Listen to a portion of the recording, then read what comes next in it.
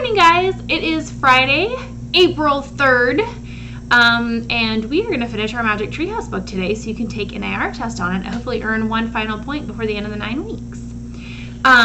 So on Fridays, I normally ask you guys to tell me what the vocabulary words mean. I don't tell you them. So today, in your answer to my question, I want you to tell me what the vocabulary words mean. Now, I know I put them online for you so you can see them, but I want you guys to write what they mean in your own words today in the comments. So curious, fog, habitat, headlock, nightmare, perch, and proud. What do they mean in your own words? Or you could even use them in a sentence to show me that you remember what they mean. So we are on our last 2 chapters. So pause for a second, review out loud what happened yesterday, and then we'll continue. So yesterday, Jack and Annie discovered their special kind of magic. What was this special magic that they ended up discovering? What was that special language that they learned? Write that in the comments for me too. So Jack and Annie learned a special kind of magic, and they spent some time with the gorillas. They ate with the gorillas. What were some of the things that they ate? Do you remember? Write down what some of the things that they ate was. What did Jack finally actually enjoy eating? And then they got into a spot of trouble. So Jack and Annie were playing with the babies, and all of a sudden a black leopard appeared. And Jack was able to drive off the black leopard by doing what? Write that in the comments. So he drives off the black leopard and everybody is safe. And that was kind of where we had left off. So they've solved their riddle, they've saved the babies, and we're on our last kind of wind down chapters. Okay. So chapter 9, Goodbye, Gorillas.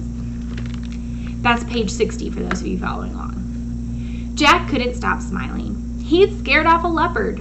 Boo Boo and Ho Ho stared at Jack with awe. Ooh, awe. Annie looked at him with awe too. When did you learn to do that? She asked. Before Jack could answer, he heard a rustling in the brush. Then Big Guy stepped out from the shrubs. The giant gorilla walked silently over to Annie. He took Little Guy from her and put the baby on his back. Then he touched Annie's cheek gently. Annie grinned at him. Boo Boo and Ho Ho ran to Big Guy and clung to his legs. The giant gorilla barked at the small ones, directing them to come with him. As he walked past Jack, Big Guy stopped. Huh, huh, huh, he said in a low voice. He reached out towards Jack. Jack ducked, but the silverback just patted him on the head. Then he and the small gorillas moved out of sight. Jack felt as if the top of his head were glowing. Why do you think he feels like that? The top of his head is glowing. Wow, he whispered. Did you see what he did? Yeah, said Annie. He must have watched the show you put on. He was proud of you. Well, he was proud of you too, said Jack modestly. Annie smiled, nodding. I guess it's time to leave now, she said. Leave? We have to say goodbye, Annie said.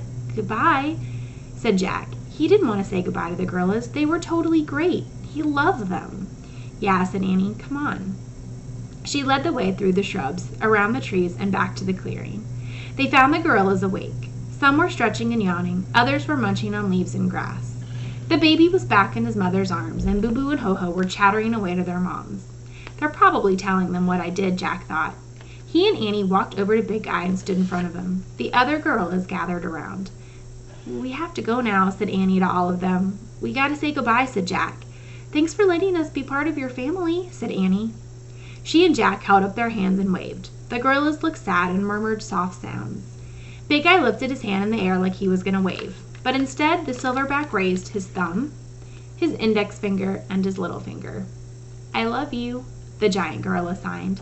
Jack couldn't believe his eyes. Annie signed back, I love you, and Jack signed too. The silverback stared at them for a long moment with a gentle, shy look. Then he turned away and gave a short bark to his family. All the gorillas lined up behind. The baby's mother held the baby close. Ho Ho rode piggyback on his mom. Boo Boo held her mom's hand, and the silverback started away from the clearing. The others followed. Boo Boo was the only one who looked back. She screeched and waved to Jack and Annie and walked away out of sight. Jack couldn't talk. His heart was too full. He took a few steps in the direction of the gorillas.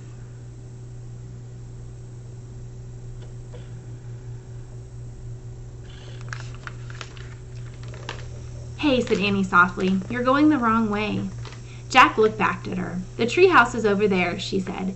She pointed in the opposite direction and at the treehouse peeking out of the fog. Jack sighed. Then he turned and started to follow her out of the clearing. "Don't forget this," said Annie. She leaned over and picked up Jack's backpack from the grass. She handed it to him. "Thanks," he said. They kept walking. "And don't forget this," said Annie. She picked up Jack's backpack from under a tree. She handed it to him. "Thanks," said Jack. He tied the jacket around his waist and kept going. "And don't forget these," said Annie. She pointed to the flashlight and umbrella. They lay on the grass under the wide, mossy limbs of a fat tree.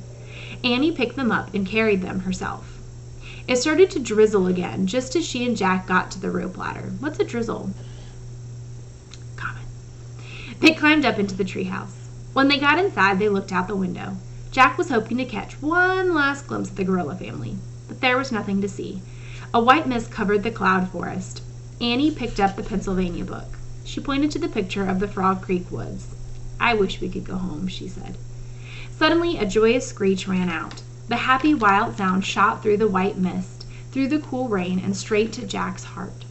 He opened his mouth to answer the call of the gorillas, but it was too late. The wind began to blow. The treehouse started to spin. It spun faster and faster. Then, everything was still. Absolutely still. Chapter 10, A Special Magic. It feels so weird to say those words and not hear all of you repeat them with me. It makes me sad. I feel lonely. Just kidding. Okay. A special magic. Tap, tap, tap. Jack opened his eyes. The Frog Creek woods were still dark and rainy. "We're home," Annie said. Jack sighed. "I miss them already," he said. "Me too," said Annie. "Did you take a lot of notes on their habits and behavior?" Jack shrugged. "I listed a few things about them," he said. "Sometimes those don't tell you much. You have to love gorillas to really know them." "Yeah, that's right," said Annie.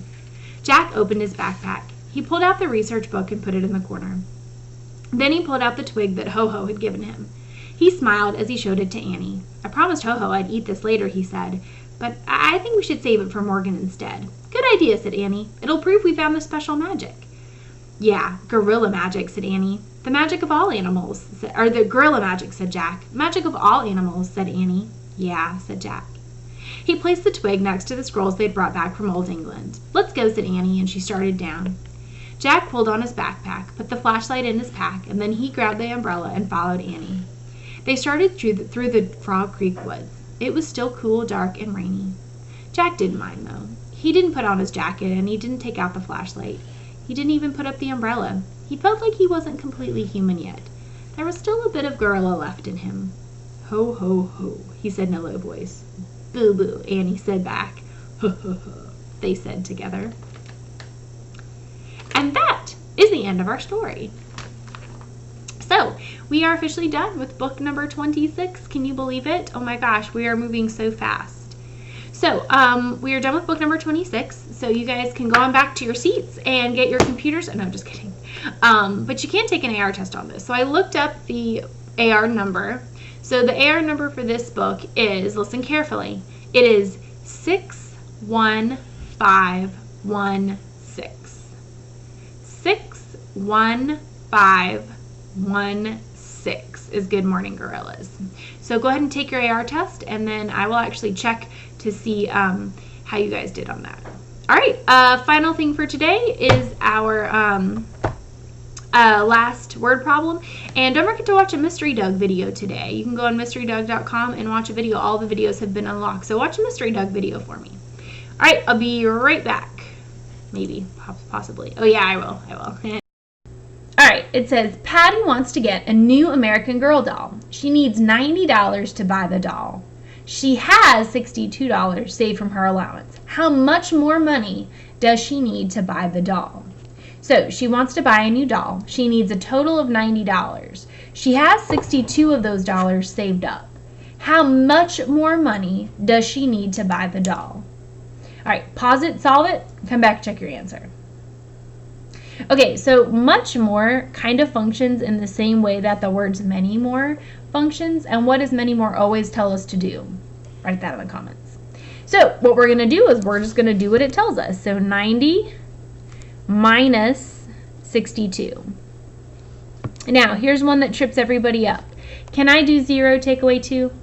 No, because if I have nothing in my hand, I can't give you anything. So 9 becomes 8, 0 becomes 10, 10 minus 2 is 8.